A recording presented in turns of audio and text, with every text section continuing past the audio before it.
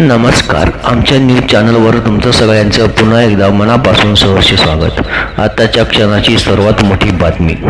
राज ठाकरे मुख्यमंत्री एकनाथ शिंदेंना देणार मोठा धक्का. पुण्यातील शिंदे गटाचा मोठा नेता मनसेच्या वाटेवर.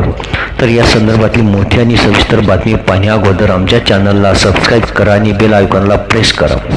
सध्या विरोधी पक्षातील नेत्यांची सत्ताधारी पक्षाकडे कल वाढू लागला आहे. विरोधी पक्षातील अनेक नेते सध्या शिवसेना, भाजप आणि राष्ट्रवादी काँग्रेसच्या वाटेवर आहेत.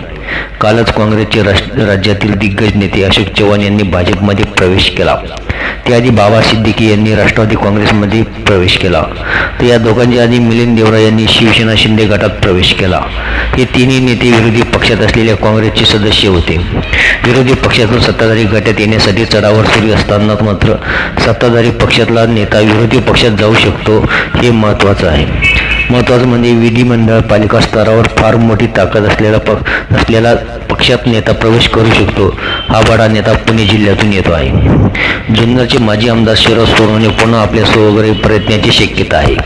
शिंदे फडणवीस सरकार आल्यानंतर शरद सोनवणे हे उद्धव ठाकरे यांची साथ सोडून शिंदेंच्या शिवसेनेत सहभागी झाले होते.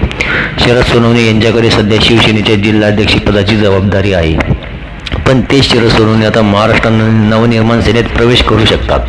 सध्या राज्यात राजू पाटील यांच्या रूपाने मनसेचा एकमेव आमदार आहे. त्यांच्या आधी शरद सोनवणे यांच्या रूपाने मनसेचा एकमेव आमदार होता. शिवसेनेत असलेले शरद सोनवणे 2014 विधानसभा निवडणुकीआधी मनसेत प्रवेश करून आमदार झाले होते. त्यावेळी ते मनसेचे एकमेव आमदार होते. त्यानंतर 2019च्या विधानसभा निवडणुकीआधी त्यांनी शिवसेनेत प्रवेश केला. शिवसेनेच्या तिकिटावर त्यांनी विधानसभेची निवडणूक लढवली, पण त्यांचा पराभव झाला. आता शरद सोनवणे स्वगृही म्हणजे मनसेमध्ये परतण्याची शक्यता आहे. ओझर येथील कार्यक्रमात शरद सोनवणे हे राज ठाकरेसोबत पाहायला मिळाले.